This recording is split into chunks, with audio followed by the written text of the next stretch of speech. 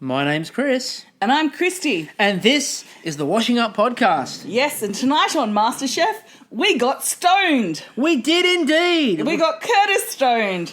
Boom! Booyah! We got American MKR Curtis stoned. Thank you for the MasterChef account, by the way, for liking that tweet. Yes, he's fresh from dining with Brandy and Ray J and Lance Bass and Lance Bass's mum. Yep, and Andrew Dice Clay. And Andrew Dice Clay's, well, I believe it's his wife and not his daughter.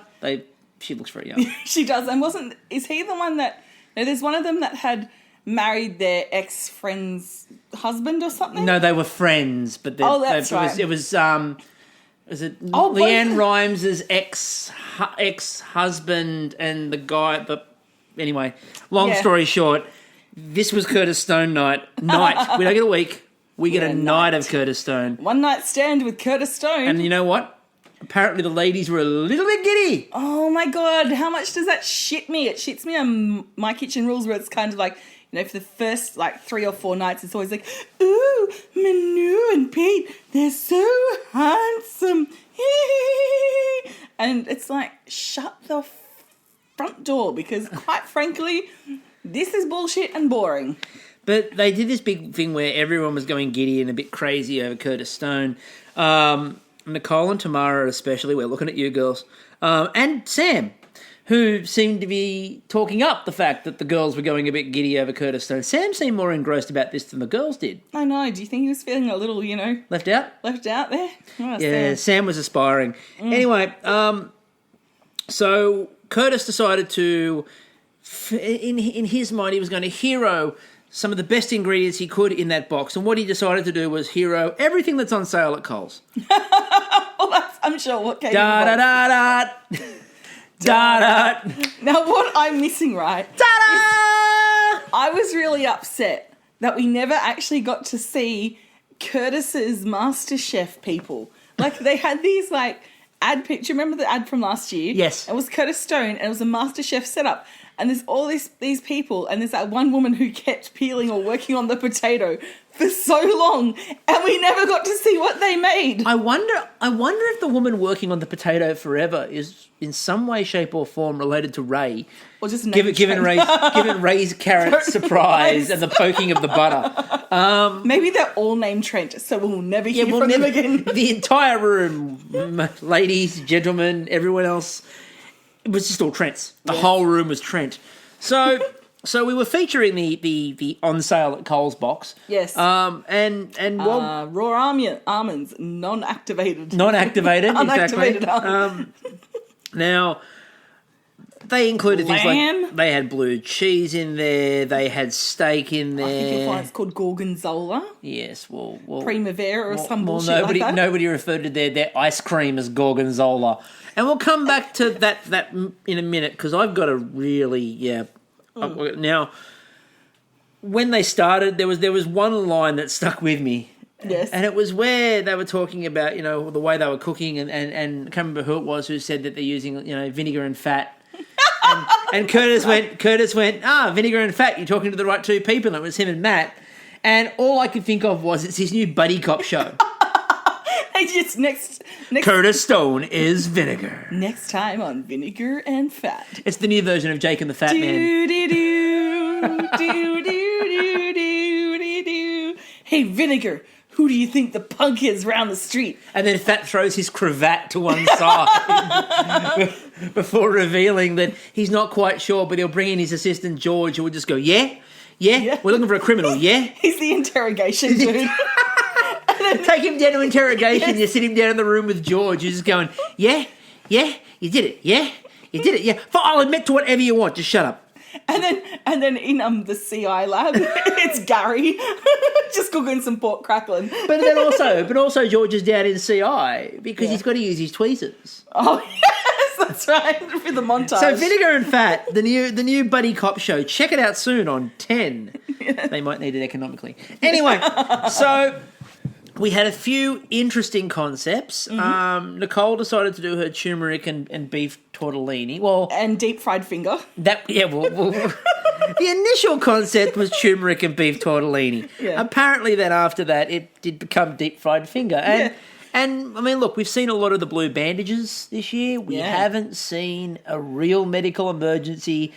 And then we got the phrase, I go to grab my pan. Now, as we've said, whenever you get anything that sounds like, again, I turn to check my rice, I go to do this, the next thing that's going to happen is not good. No. I go to grab my pan, and there's lots of oil in the pan, and it's over a hot flame.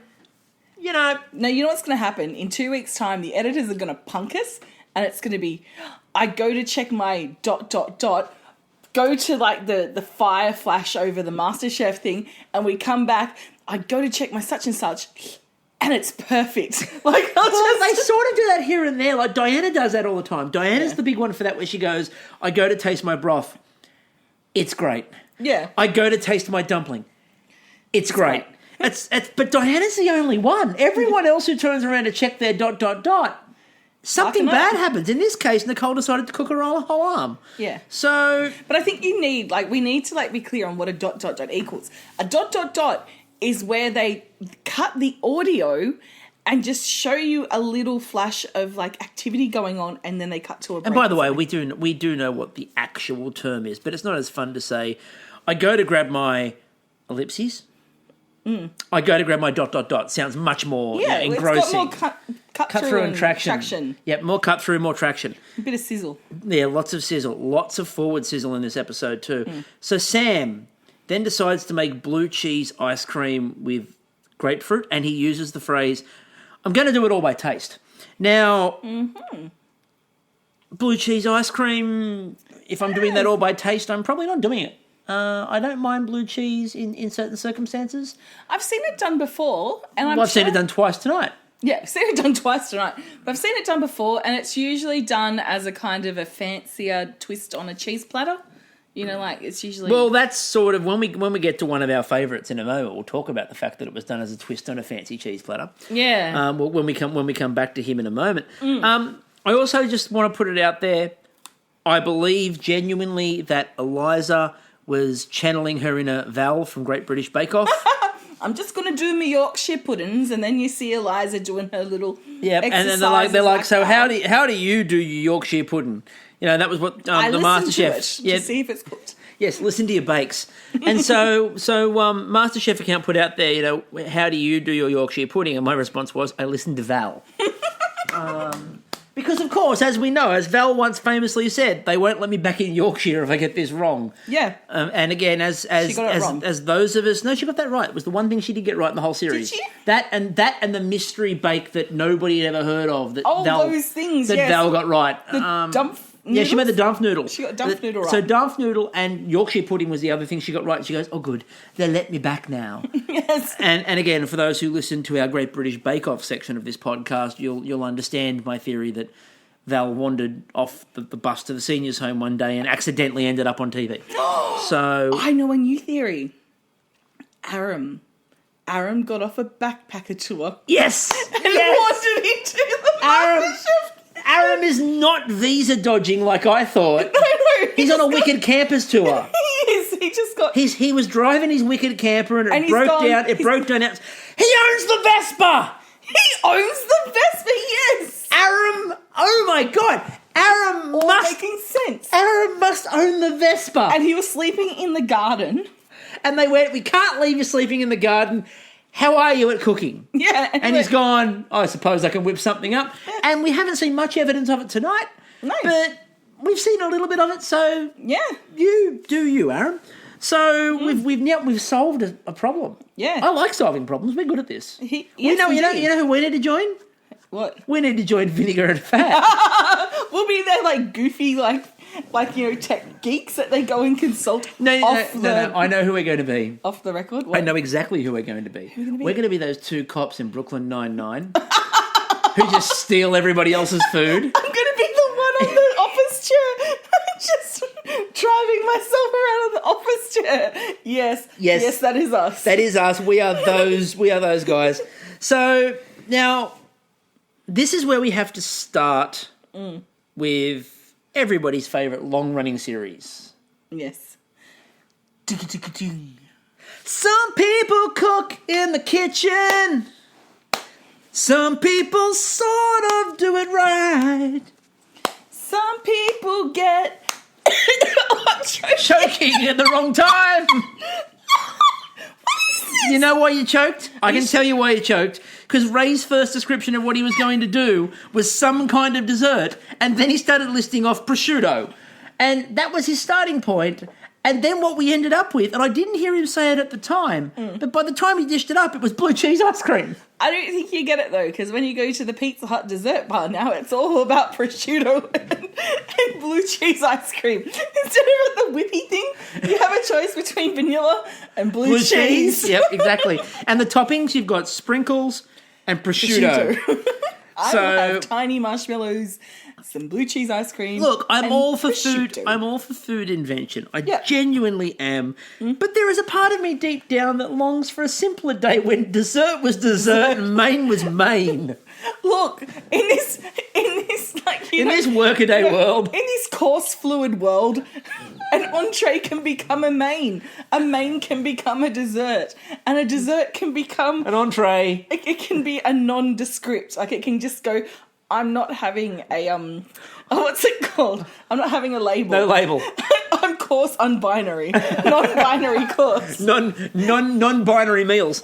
So anyway, he made a blue cheese ice cream, and I'm pretty sure he just actually stole some of Sam's and just put it on the plate. I'm fairly certain. Well, there was a lot of okay, Ray cheated from Sam. Okay, he copied his homework there. And then in the next round, Ray... Okay, so we're very focused on Aram doing his smoked and unsmoked kingfish. Yes. He smoked and unsmoked. There probably would have been more smoking on... We'll come back to it in a minute, but there probably would have been more smoking on his kingfish if he just waved a Winfield Blue over the top of it. But... Oh, that's so gross. But there would have been more smoke on it. Bogan gourmet. Bogan gourmet, yes. But, and then we go to Ray. What's he made? Unsmoked and smoked kingfish. He did seem to steal from a lot of people tonight. I just imagine Ray's got over this idea of not having an idea by just borrowing everybody else's. Yeah, and I can just now see tomorrow night, right? People are going to be covering up their work, Except for the fact that they're all cooking the same things. So it's the one night Ray can steal from everybody else. So I also at this point in time have to admire Curtis Stone, the caring Curtis Stone. Why? Because he goes over at the end and Nicole's heartbroken and saying, this is the worst dish I've ever put up. And I looked at it and I went... Shit. No, actually, I looked at it and went, it doesn't look that bad. It's like, it's beef and it's sort of plated up really nicely and it's not as fancy. Look, if you got that on your plate... Look, I've seen people serve up worse dishes in these competitions. Oh, yeah. White chocolate fillet, anybody? But anyway, away from John. We'll move away from John for a moment. Yeah, for Nathan, yes. A turnip with For Nathan written around it. But Curtis Stone decided to go over there, and obviously Nicole's beating heart was still fluttering, one, because of the burn, and two, because Curtis was coming over to her. And it was at that point where he tried to make her feel better by looking at her hand and going, yeah, you'll burn your hand all the time in the kitchen, and followed it up with, it'll go away. Now, thank you for easing her immediate pain, which she currently has. Your bedside manner is just bang on, Curtis. Nicole has a burnt hand. She's wondering how the hell she's going to cook for the rest of the day. She wants to know how she's going to get it up, the dish. That's what the whole thing was, is Carly's worried about if her Yorkshire puddings will get up. Everyone's worried about getting it up. But Nicole's burnt her hand. She can't work out how she's going to necessarily finish cooking today. She's got another challenge which will take her to elimination if she gets it wrong. She's worried about this, and Curtis just goes, it'll go away. Well, of course it will go away, Curtis. That's not what she's worried about. She's not worried her hand will be burnt forever. I'm just seeing that Curtis might have entered the chefing profession after being kicked out of AMBO school. He's gone to be a paramedic and he's a first responder and somebody's having a heart attack and he's like, I'll be fine. You'll be fine. You'll recover. What are you complaining about? Look, most hearts start beating again after a while. It's all good. Yeah, it's fine. It's fine. Hey, you there, you're bleeding out. That's fine. You'll be fine in a second. Yeah, just put some more blood in there. Yeah, get some more blood. Just scoop it all back in. Just scoop. Just hold it still. So they tasted three. They tasted Diana. They tasted Ray, and George has never sounded more surprised in his life than when he said, Ray? and I tweeted this out, and Ray's response was, often George doesn't know what he's saying until he says it. So unless it's kudos to you, Ray. And then Sam. And Sam wins, and I think the comment I put next to Sam winning was why. Just why. And again, I've never really gone for Diana on any challenge, but I sort of wanted Diana to win because I just didn't want blue cheese ice cream to win. And like Diana didn't do it. Yeah, so I'm like, go Diana, you did something a bit different. It's like nothing against Ray. It's just like blue cheese ice cream. Well, I am in the boat of if it was served up to me, I'd give it a good old taste. Be nice on a cracker. For sure. It'd be nice on a cracker? Yeah. That's how I judge my ice cream. Is it nice on a cracker?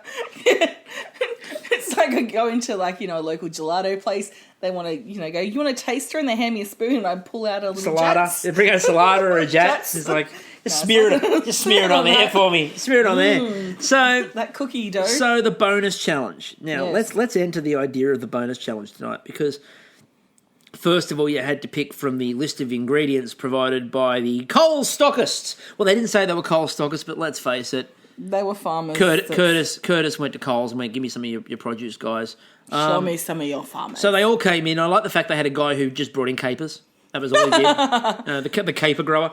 And we finally, we found Marco's kingfish. Yeah, Marco Pierre White is not on this series whole year, sorry. He's not on this year for very well documented reasons. Stupid reasons, but very well documented reasons. And finally, to troll Marco Pierre White. Yeah, I'm sure Matt requested that. Can we get this kingfish guy in? Where's his kingfish? There's his fucking kingfish. Yeah, it's bad fat. Everybody gets kingfish. Yeah, Vinegar's like, there was the Oprah. This could be going too far, man. This could be going too far. He goes, no, bring in the kingfish. There was the Oprah moment of, you get a kingfish, you get a kingfish, you get a kingfish. Capers. You didn't hear a lot about the capers, by the way. And you know what you didn't hear a hell of a lot about? What? The turnips. Oh, no. Like, these are the 3 hero ingredients. I didn't really hear turnips. Yeah, and when Ray brought his dish up, Matt's like, or George or one of them, was like, should have heroed the turnip. Should have done a bit more with that on your plate. And we would have been a bit more happy. So a turnip could have turned it for Ray. I just like the idea that it gave me a chance to reference, Doug Mulray's radio character of Bog Down the Turnip Boy. and not often spoken about since, it was featured on Australian radio in about 1992.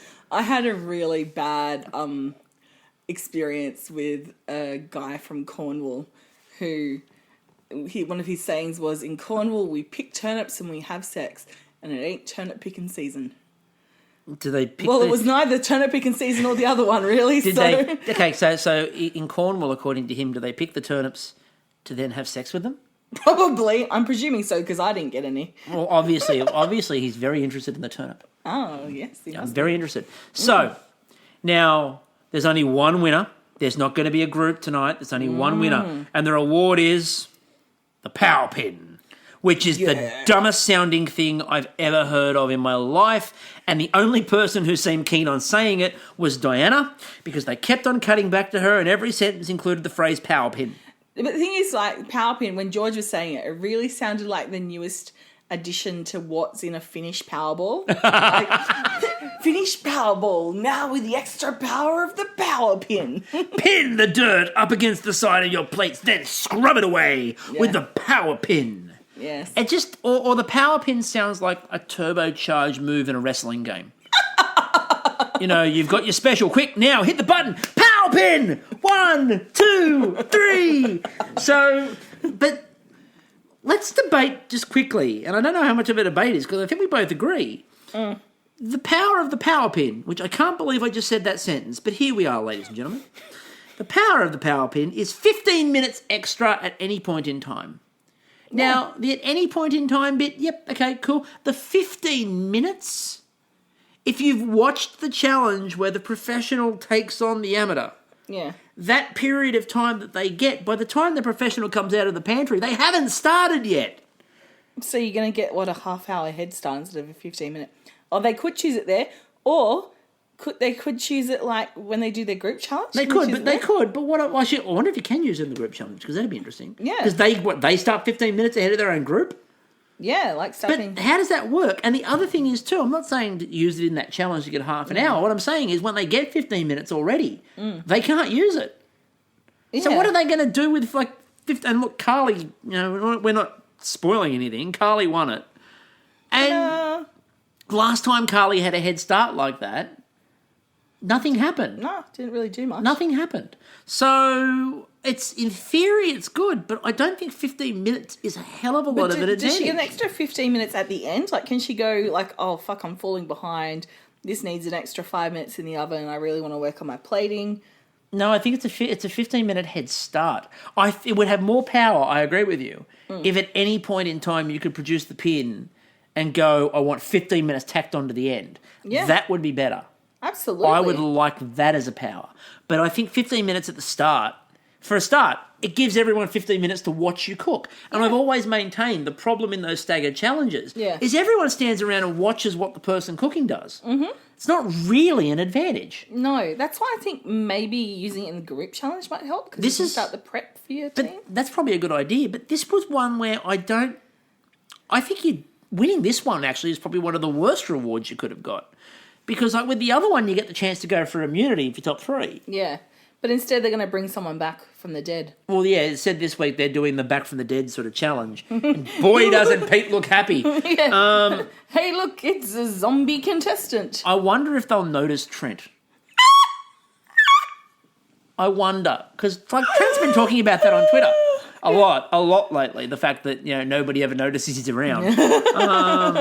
He's ultra uber ninja skills. So Carly decided to do a deconstructed sushi roll.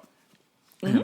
Which led to Curtis Stone's really deep saying of, it's either right or wrong. Yeah. Which was right up there with our favourite Paul Hollywood line. This could be, was it fantastic? Or it could be disastrous. Thank you for that, Paul Hollywood. And Curtis Stone, again, it's either right or wrong. Well done, Curtis. And then George coming up, are you going to deep fry that rice crisp? And she's like, no, I'm just going to do it in the oven. George gave her a look, which was like, it was huge shade. You know nothing, woman. It was huge shade. Yeah. He just threw shade. Which is interesting coming from somebody who's so short, especially compared to Carly. He managed to throw shade over the top of her. I can say this as a short gentleman. Okay, all right. I can say this. George is, I think, about my height. Yeah, okay. So I can say this. And Carly is much taller than both of us. She is. She's a lot taller. I couldn't shade Carly. No. It's impossible. Get on my shoulders. Give it a crack. Well, then I could. Then Tamara goes, I'm going to do something. I'm going to do deep fried fish wings. Now, first of all, I didn't know that was a thing. Is that where the fingers come from? From the wings? Yeah. Yeah, probably. Wouldn't that come from the hands? I don't know. Like fish hands? Fish hands. Jazz hands. It's like jazz hands? Jazz hands. Fish hands. Like, I can't. These aren't fish fingers. These are fish fingers, and these are magical. You can't see what I'm doing on the podcast, but I'm kind of like doing like a fin-looking. Yeah, you are. You're gesture. doing like a fin-looking dance. Fish hands. I'll have to like tape it and put it on or something. I think the internet needs to see this. Yeah, in about 6 weeks' time, when I remember to do it. Yeah, that'll work well. But Gary and George's response, you can hear Gary's internal monologue, and Gary's internal monologue was, "What in the actual fuck?" This was Gary's internal monologue. You know who she's going to get a job with after this, though? I&J. Oh. Or Bird's Eye. I was going to say. Bird's Eye Fish Wingers. I was going to say, do you mean the company, or do you mean the guy, the wrestler they paid to change his name to I&J for their ads? She'll date I&J but work for Bird's Eye. Nice. Nice, there you go. Oh, cross-promotion. And then he'll use a power pin on her. Then I'll use the power pin. Sorry. Sorry, Tamara. Oh, sorry, Tamara. Sorry, Tamara. Sorry, Tamara and your husband. And became fish floss and crispy fish skin around it. And again, I wasn't aware that fish floss was a thing. I much prefer the sugar variety. Well, the thing is, like, some fish have teeth, so they need fish floss. Get it?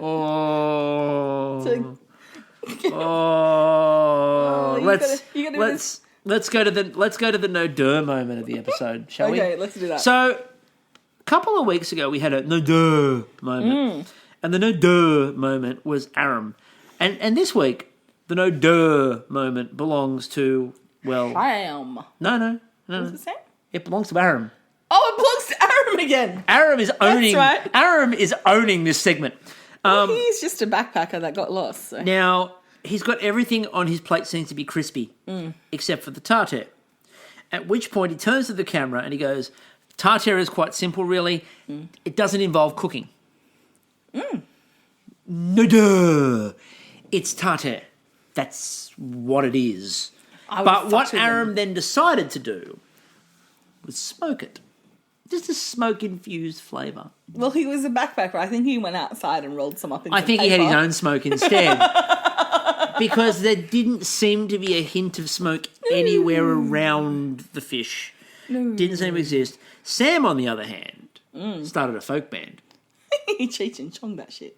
Sam's folk band is, of course, called Ash and Emulsion. That's right, the Ashen Emulsion. They sound like they should be playing in the corner of an Irish pub that Aram probably poured beers at while waiting for his visa to come through. Deirdre, I'm Ash and this is Emulsion, and tonight we'll be playing a few of our favourite hits. First of all, potatoes of the night. Potatoes of the Night, followed by County Kerry. Oh look, it's fish wings. Okay, time for round 2 now of everybody's favourite running segment. Some people cook at the bench top. Some people still cook nothing. Some people get some kingfish, then they don't cook it but chop it up. They try to smoke it and think it'll be alright. Ray'll be there. Ray'll be there. Overcooking raw fish. Overcooking. Because he managed to overcook raw fish. He did overdo it. Because he put so many different flavours on the plate that it was overdone and the flavour wasn't quite there and it didn't quite work. So technically, he overcooked a raw dish. You know, I actually don't think it's Ray's fault.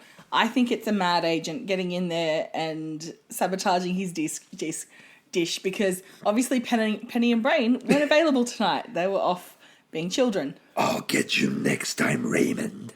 Next time. So, Inspector Ray. So Penny and Brain were obviously nowhere to be found this week, and you can tell because Ray put everything. Here's my sort of theory. Ray put everything into that first dish. They were there for the first dish. And then, but he put everything into the first dish and seemed to then, like, run out of cooking. It's like he's got a cooking meter.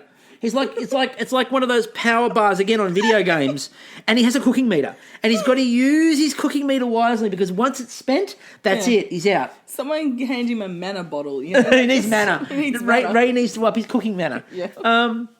Diana did a pan-fried kingfish with anchovies and caper sauce, which made me feel ill. And then with chicken jus. Chicken jus. Now, chicken jus on a kingfish, I wasn't sure. I put her in the bottom 4 for that. They loved it. But I did love her reasoning why. I just love chicken jus. That's fair enough. That's fair enough. Like, I'm cooking this. Why? Just like it. But again, she went with her passion. Her passion is chicken jus. Chicken jus, apparently. I wonder, does she? We don't know her food dream yet, do we? I'm going to assume it's going to end up being something involving chicken jus. She'll open a shop called Look at You. And and it'll just be jus all over the shop. Just nothing but jus. I don't mean Jews. Don't mean Jews. I mean, Grant Spatchcock will be involved. Yes. So, Mish did a cold noodle Japanese soup, which they loved. Yes. And again, she did fairly well at that. Good for Mish. Nicole responded from her burnt hand. Yeah, she bounced back from that injury. And she decided that she only managed to do 2 of her dish. So she decided to do 1 for the judges, and she decided to save 1, a fish taco. She wanted to serve Curtis Stone up her fish taco. So that joke's a little bit too easy, even for us. But it's still funny. But it's still funny with the idea that she saved a fish taco just for Curtis Stone. Now, Da-da-da-da. Da-da. da-da! So, I'd love to tell you what Gaston cooked, but I can't because we didn't see him. We didn't see Like, him. his shirt looked like it was really on point. but we saw no Gaston. And I'm not talking about just in either challenge. Sarah, we got a little bit of Sarah in the Parade of Mediocrity. Yeah. And that was about it. We got a little bit of Eloise in the Parade of Mediocrity to find out long enough that she'd once again cooked something in whiskey. And that was met with laughter from both of us when they were going through the running of dishes. Oh, we saw Callan because I went, it's not a granita, it's a snow. That's right, it was a snow, not a granita. So Callan's stretching his abilities a little bit. I commented because the MasterChef account tweeted out a picture of Callan's dish and talked about it like he'd been featured, as opposed to the fact that the only time we saw it was when he brought it up to be judged. Again, I don't remember seeing Gaston in the Parade of Mediocrity. I don't think he even got into that. No, we did see his shirt game. His shirt game was on Shirt point. was wonderful. And a couple of times, Gaston, a lot of quality nodding behind. So you're getting... We talked about this last episode with your applauding and nodding on the gantry. Yeah. And I said first-rate applauding and nodding. Yep. Your nodding has gone up a notch. Yeah. So Gaston with the nodding... Speaking of facial expressions, Sarah behind Sam. That should be gift. That shit needs to be gift. We've got to get a gif of Sarah behind Sam. If you've got it recorded, go back and just watch that moment. It's a thing of beauty. I predicted before it all happened. I predicted Sam, Tamara, Ray, and Diana in the bottom, and Carly to win. Now I was one out. Because they didn't hate Diana. On the contrary, they loved it.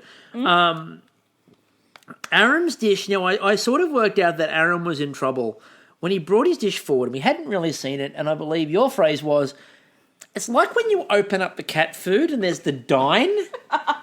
It looks like dine. It does. We see a lot of this because our cats are snobs and will only eat dine. And I mean that they will leave other food sitting there for a week. Perfectly good whiskers. So, they eat the whiskers dry food. Yeah, but not the wet food. No.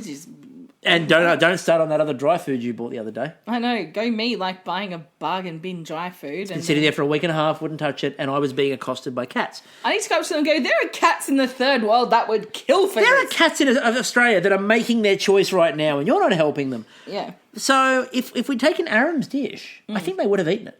Yeah. It looked a lot like dine. Particularly the way it was plated up. It was plated like, again, it was like the ads for cat food. Oh my when God. They take the plate forward and place this gourmet plate in front of a cat. Fluffy white cat comes out, like she's a professional single woman. Yes. Who's got her fluffy white pussy.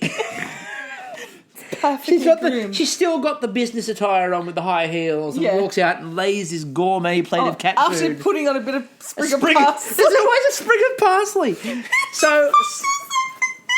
So Aram, look, we're not knocking you for this. We have a very good friend of ours who's, on a cooking show has now gone into making pet food. Yes. And doing wonderful at it. Get some Frankenpop. Yeah. But then Eloise with the whiskey dish, not really. The whiskey was risky tonight. The whiskey was indeed risky. Tamara. Now, Tamara came up and said, I rethought my dish, which is always code for, I fucked this up. You know what? Tamara's earrings were missing tonight. She had the little hamburgers on, but they weren't as noticeable. They weren't Tamara earrings. Now, Tamara, we talked about Gaston's shirt game being on point. Yeah. What we have found in our experience of cooking shows is that if your clothing game is on point, your lipstick game is on point, if your jumper game is on point, your apron game is on point, then you do well. Yes. Your earring game was on point. You were flying. Suddenly, the earring game's gone down a half a notch.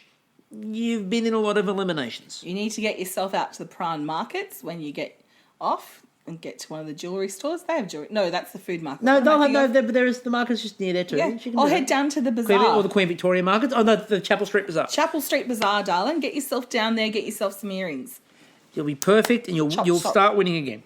Yes. Carly was a big yes. Nicole's fish taco went down quite the treat with Curtis Stone. Curtis enjoyed every delicious mouthful of her fish taco. It looked quite succulent, didn't it? To be honest with you, though, so did Gary, so did George, and so did Matt. So they all enjoyed her succulent fish taco. Oh my God, this has just gotten so sleazy. No, it hasn't. They served 2 fish tacos. That's true. I'm being 100% honest. Yes. Did they or did they not relish her fish taco? Relish her fish taco. Yes. Did Curtis not say, You certainly can make a taco. Yes, he did. Okay. Thank you very much. Now we need to move on. And then Sam didn't just overcook his fish. In the words of Curtis Stone, this was quite overcooked. He did. He went the whole dickhead from MKR route. The seafood king. He's like, I go out. I'm from this area. I go out with my dad. We get, fresh fish, and there's nothing better than just coming home and whacking a kingfisher on the barbecue.